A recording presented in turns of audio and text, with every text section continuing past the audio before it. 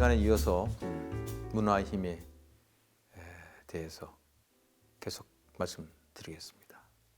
여러분 잘 아시는 아인슈타인 아시죠? 아인슈타인. 이분은 문화예술인이 아닙니다. 그렇죠? 물리학자죠. 상대성 원리 그러면 아인슈타인 아닙니까? 근데 이분에게 말이죠. 기자가 이런 질문을 했어요. 박사님에게 죽음이란 어떤 뜻입니까? 하고 물어봤습니다. 그랬더니 아인슈타인이 뭐라고 그런지 아십니까?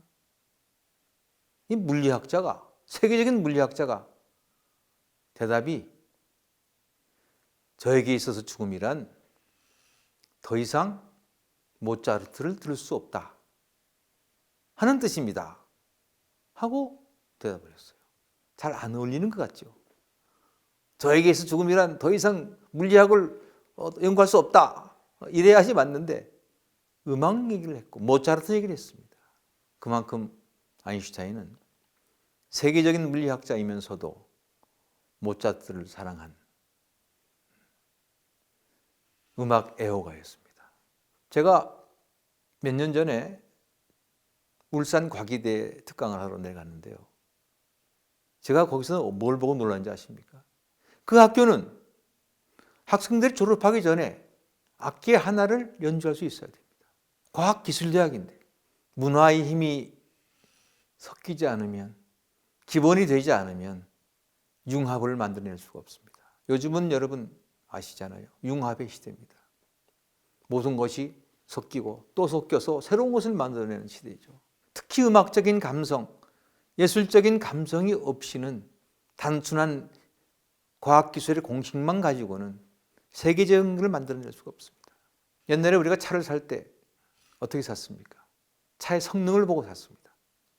차를 운전해보고 이 차 괜찮네. 지금 성능 다 좋습니다. 뭘 보고 삽니까? 그 차의 느낌, 차가 우리에게 주는 느낌, 디자인, 컬러 이런 것들을 보고 삽니다.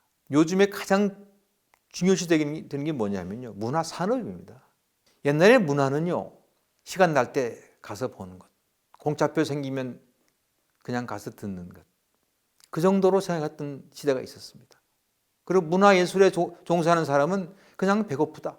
세계적인 화가들도 배고파서 자기 그림이 그 당시에 인정을 못 받아서 커피 한 잔 값에 그림 한 장 그려주고 피던 담배 뒷종이 뒤에다가 그림 한 장 그려주고 나오던 시절이 있었죠. 그때는 문화가 산업이 아니었습니다.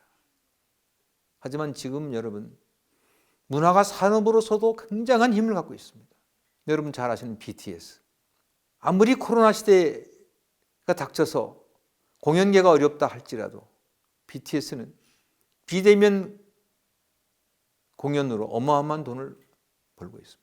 그냥 공연으로 얻어지는 것은 그쪽에 종사하는 사람들이 가져갑니다만은 BTS가 뜨면서 세계적인 그룹이 되면서 대한민국이라는 브랜드가 올라갔습니다. BTS를 좋아하는 사람들이, 전 세계 사람들이 한국을 사랑하게 되고 한국을 좋아하게 되어 있습니다. 메이드 인 코리아를 좋아하게 되어 있습니다. 한국에 여행 오게 되어 있습니다. 문화가 갖고 있는 이런 부수적인 힘이 엄청납니다. 문화가 산업으로서 어마어마한 기여를 하고 있는 게 사실입니다. 특히 최근에 들어와서 우리나라의 영화, 세계적인 영화제에서 수상을 합니다. 매년 영화가 우리에게 좋은 소식을 가져다 주고 있어요. 그야말로 영화인 스스로 얼마나 많은 고생들을 했습니까? 그동안에 춥고 배고픈 시절이 있었습니다만은 그것을 극복해서 우리나라 영화 순위 올라가니까 대한민국이라는 값어치가 올라가 있습니다. K-팝, K-무비, K-힙합이라는 게 또 있습니다. 힙합 문화는 미국에서 1970년도에 시작된 문화입니다만 여러분 스트리트 댄스 있잖아요. 힙합에서 추는 춤이 대한민국 젊은이들이 제일 잘 춥니다. 2014년 앞으로 3년 후에 프랑스 파리 올림픽에 이 브레이크 댄스가 정식 종목으로 채택이 됐습니다. 벌써 대한민국의 대학들이 대학의 과목으로 힙합을 가르치고 브레이크댄스를 가르칩니다. 왜냐?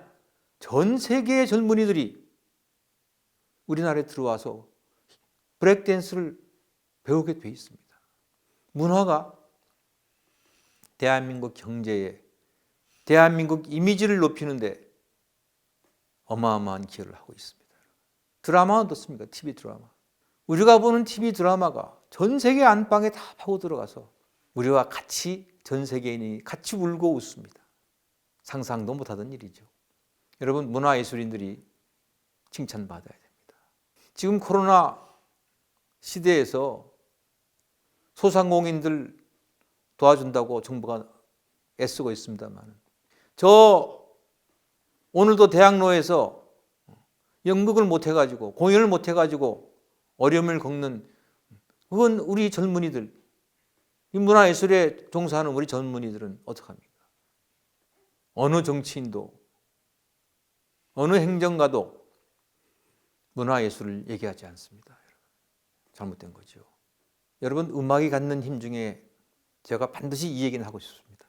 뭐가 있느냐 하면 하모니입니다. 하모니. 하모니는 뭡니까? 본래 우리나라 사회는요, 뭐 외국도 그랬습니다만은 다른 소리를 못 내게 했습니다.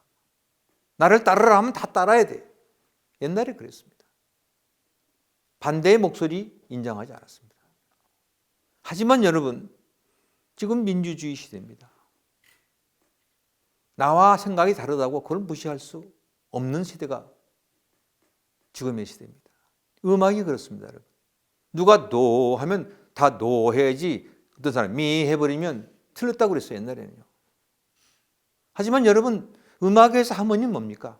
다른 소리를 내게 하는 겁니다. 도가 앞에서 그냥 도가 되는 것보다 도와 미가 앞에서 도도 아니고 미도 아닌 그 아름다운 하모니를 만들어내는 것, 그것이 바로 음악의 힘입니다. 여러분, 산에 가보세요.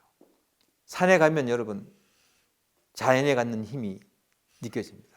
자연에 있는 모든 소리, 모든 그림, 모든 자태는 다 하모니입니다. 여러분. 똑같은 게 있습니까? 인간들이 지은 집은 똑같은 게 있습니다. 아파트 똑같이 지어요. 그 아파트가 보기 좋습니까? 여러분들이 힐링이 됩니까? 그 아파트 보고? 여러분들이 힘들었을 때, 피곤했을 때 뒷산에 올라가서 자연을 보면 자기도 모르게 힐링이 돼요. 왜 그렇습니까? 그것은 바로 자연이 주는 하모니의 힘입니다. 산에 가면 높은 나무, 낮은 풀, 푸른 잔디, 어느 것 하나 같은 색깔, 같은 크기, 같은 사이즈가 없습니다. 다 다른 사이즈예요. 풀 한 포기까지도 똑같은 풀은 없습니다. 이것은 뭐냐? 신이 만들어낸 하모니예요. 여러분, 소리를 들어보세요. 소리. 산에 가면요, 각종 새소리, 그 새소리 중에 똑같은 소리들이 있습니까? 종류마다 다 다른 소리입니다. 마치 오케스트라가 교향곡을 연주할 때 각 악기마다 다 다른 소리를 내듯이 산에 들리는 새소리도 다 다른 소리를 냅니다. 큰 새, 작은 새, 높이 나는 새, 낮게 나는 새, 다 다른 소리를 내죠. 그게 귀에 거슬립니까? 그렇지 않습니다. 다른 소리를 내기 때문에 아름다운 거예요. 우리는 다르다는 걸 틀리다고 생각합니다. 너 왜 내 생각하고 틀려? 왜 다른 소리를 내? 우리의 인생, 우리 사회도 산에서 들리는 새소리 같아야 됩니다. 그 많은 소리들이, 많은 다른 소리들이 하모니가 들려서, 하모니가 만들어져서 들려져야 되는 거죠. 그게 우리 사회가 해야 될 일이고 우리 나라가 해야 될 일입니다. 인간들은 이 하모니를 잘 못 만들어내요. 왜 집을 지으면, 왜 아파트를 지으면 왜 똑같이 짓습니까? 피곤하죠? 그 아파트 보고 있으면. 우리가 사는 가정, 학교, 회사, 마을, 시, 도, 국가 전체가 구성원들이 각자 다른 소리를 내되 그것을 누가? 지휘자가 하모니를 만들어내는 것이 우리가 바라는 조화로운 사회입니다. 옛날 독재 시대하고는 틀립니다. 독재 시대는 뭡니까? 다른 소리를 못 내겠어요. 다른 소리를 내면 바로 조치를 취하죠. 우리가 살아가는 모습이 음악을 닮아야 합니다. 100명이 넘는 오케스트라가 연주를 하는데 그 하모니가 얼마나 아름답습니까? 100명이나 되는 합창단이 노래를 부르는데 그 합창에서 물려 펴지는 하모니가 얼마나 아름답습니까? 우리가 사는 세상의 모습이 바로 음악에서 말하는 하모니, 그야말로 필하모닉이 됩니다. 필하모닉이라는 말은 하모니를 사랑한다는 말이죠. 세상의 모든 오케스트라는 필하모닉입니다. 마지막으로 제가 이 말씀 꼭 드리고 싶습니다. 우리는 빵만 가지고 살 수 없어요. 우리가 먹는 빵은 우리의 육체를 살찌웁니다. 우리가 갖고 있는 마음은, 정신은 누가 살찌웁니까? 그건 바로 문화입니다. 우리가 몸만 살쪄서 살 수 없습니다. 우리 마음도 살이 쪄야 돼요. 살찐다는 말은 지방 낀다는 말이 아니고요. 영양이 있어야 돼요. 영양이 풍부해야 된다는 것이죠. 몸과 마음이 풍부한 영양소를 섭취하는 그런 생활이 바로 우리가 바라는 생활입니다. 여러분, 아무리 요즘 세상이 어렵다 할지라도, 비대면이라 할지라도 음악을 들으셔야 됩니다.